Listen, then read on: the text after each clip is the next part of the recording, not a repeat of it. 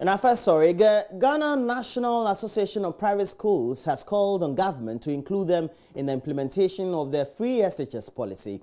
The president of the association, Eric Apia, noted that private senior high schools worked in tandem with public schools and as a result, need the same support from government.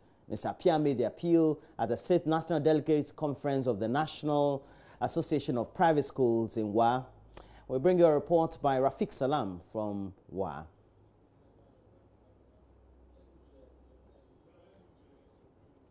We'll bring you that story before the bulletin is over or the news is over, but also ongoing. The subject of the presiding bishop of the Methodist Church of Ghana, the most Right Reverend Titus Kofi Pratt, backing the decision by the Education Ministry to take a look or re-examine and license teachers, adding that a periodic assessment of teachers' performance must also be conducted. The Ghana Education Service has served notice that hence all trainees who graduate will take a licensing examinations before being put into practice. But the Most Reverend Titus Kofi Pratt says the Ministry of Education must not only re-examine the teachers for license, but also conduct periodic assessment of the teachers. As it is happening in other professional circles, people are in there merely for what come to them at the end of the month. But if you look at the volume of work they do and their products, it means we are pouring money down the drain. Well, I read from the newspapers about what the Minister of Education said to NAM, National Accreditation Board. The monies are being paid to people who are not doing anything. I had the opportunity of chairing a council meeting, and we challenged an employee who for about 10 years has not worked satisfactorily and yet had been kept in his office all these years. And I questioned him, does he receive his salary every month? The answer was in the affirmative. And producing nothing? You know, so the same thing is happening all over. So if the teachers are going to be re-examined and licensed, it just something like signing a guarantee. If you perform well, then you teach. But there should also be periodic assessment of the teacher's performance. It used to be the case some time ago. We had school inspectors who went around the school to inspect the teachers. I remember I was a teacher myself, and they would come to our school and inspect our teaching notes. They would sit in the classroom and observe how you performed and how you taught. They had time with the pupils, ask them questions about their teacher. It isn't happening. So people go in because of the monthly salary, not to work the way they are supposed to be working. I'm in for any measure that will straighten our workforce up from the mind to the heart, to the entire being, to be responsible and merit the monthly salary. Former President John Ajikun Kufuor says he would wish to see a more open, transparent, but self-restrained second house or Council of State.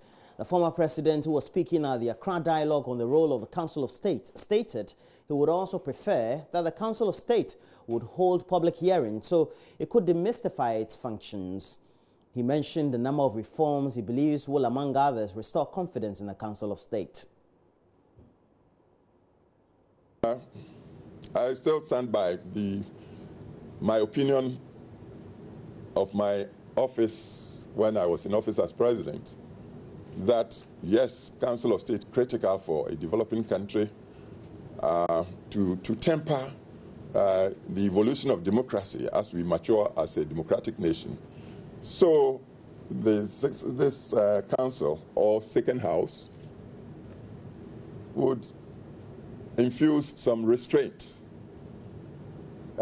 through our development of democratic governance. I've talked of the Constitution being fashioned, of fashioning the composition of such a body so it wouldn't be lopsided or be reflective of class or anything of the sort. It should be just a selection across the board of achievers within society, people of experience, generally acknowledged, identifiable institutions that contribute to the economic and social development. If you are talking of, say, Chamber of Commerce, if you are talking of professional organizations, academia, or gender, or religion, or chieftaincy, traditional institutions, I believe the Constitution should be able to capture all these institutions into the composition of the second house, which should deliberate. And in a difference of thought, former President John Rawlings, who was also at the event, is also questioning the constitutional provision that set up the Council of State. He cited the positions of former Chief Justice and the Inspector General of Police, among others, as problematic, explaining a vacuum is created when there's none to fill that slot. Though former President Rawlings support calls for the council to be more public, he doesn't quite believe in giving it more powers. There is a potential conflict between the role of the cabinet and that of the Council of State. However, if we stay true to their roles as expressed in the Constitution, there would be no actual conflict.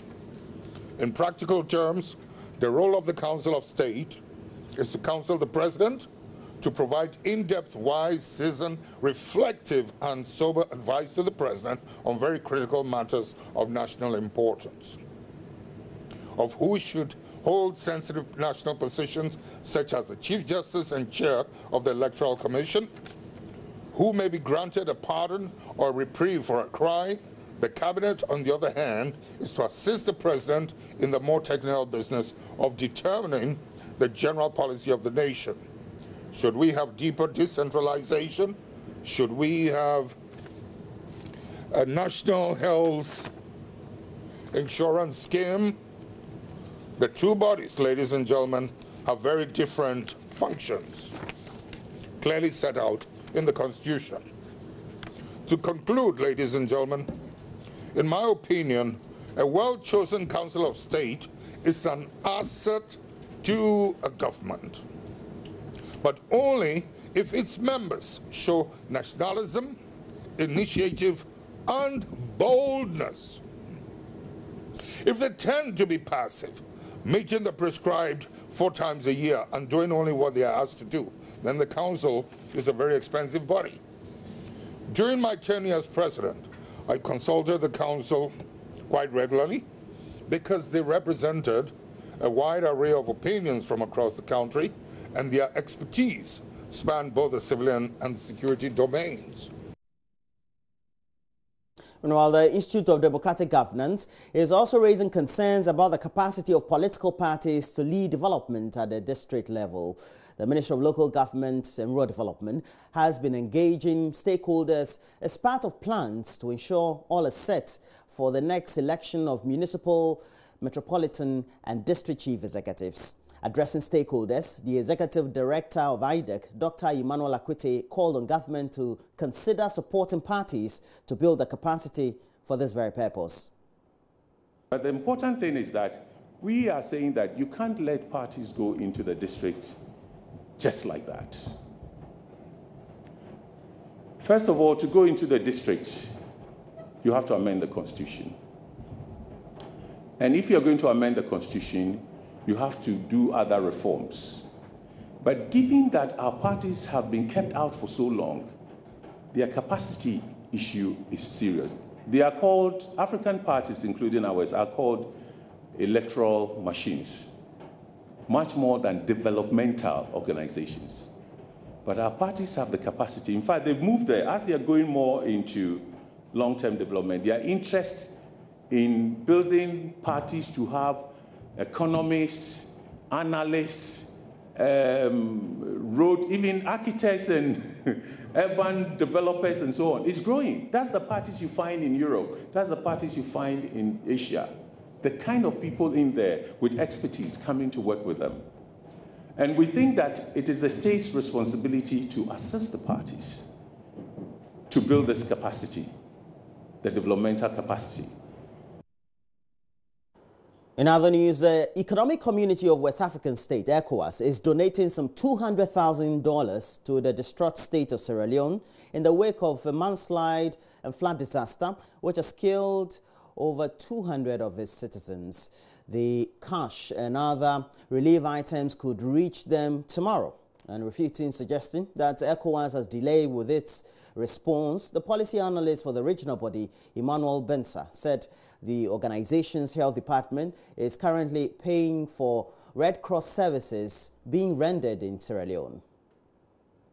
I think 2 days is quite fast. In a crisis situation, it is not possible to act with, given the situation that we have in ECOWAS with travel, even getting flights and all these things. It's not easy to dispatch just within 24 hours as would have been with people in New York at the UN and so on. We don't have those capabilities. So the best ECOWAS is able to do is within a couple of days. I know it may seem slow to a lot of people, but if you really look at it, given that it's less than a week, it's relatively fast. And given the mobilization of resources, there's two reasons why it's going in. Number one, to offer support, financial support, to actually be able to give it to the Red Cross workers who are there. And it must also be noted that the Red Cross workers are going to be paid by ECOWAS as well. So it's not that the Red Cross in Sierra Leone are doing their own work with their own funds. They have to at the moment, but once ECOWAS steps in, ECOWAS will ensure that they all pay their settled. But in addition to that, in a couple of days' time, the emergency response team, now I know it's new vocabulary. A lot of people will not know the ECOWAS emergency response team even exists, but it has been around since 2008, helping respond to crises in the sub-region. So this ECOWAS EERT will also be in Freetown over the next couple of days to be able to help respond to the crisis, offering blankets, offering humanitarian support and that kind of thing. The German Chancellor Angela Merkel's personal approval ratings has dropped 10 points, even though the polls put her party is in a lead put her party in a comfortable lead. Germany votes on the 24th of September this year, but ahead of the polls, our partner DW's political correspondent Thomas Spiro is reporting that the diesel emission scandal in the country's automobile industry is dictating the last-minute election campaign.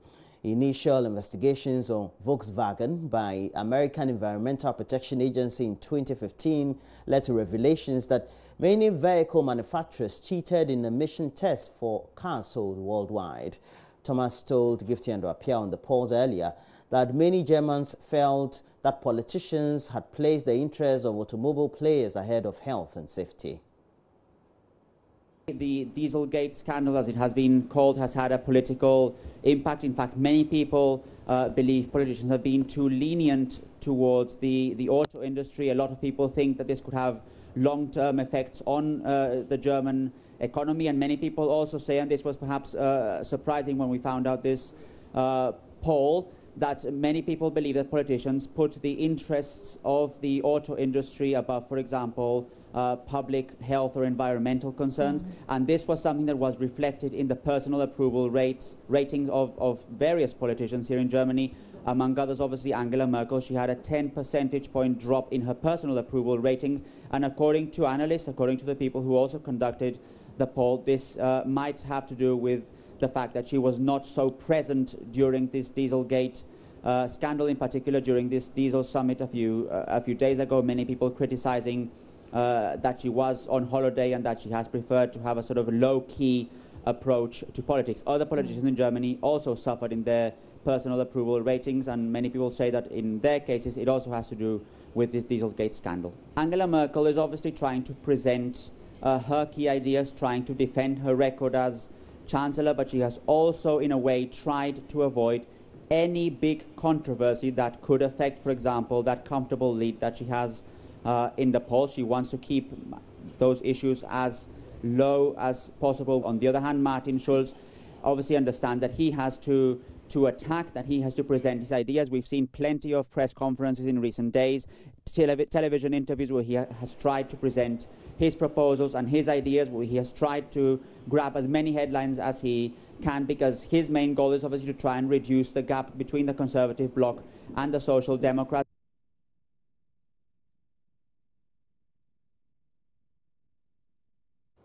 And that's it for the latest news update. We have a lot more news. We'll be reviewing the newspapers and look at the stories published on the various online portals. Of course, we have to go to our own myjoyonline.com.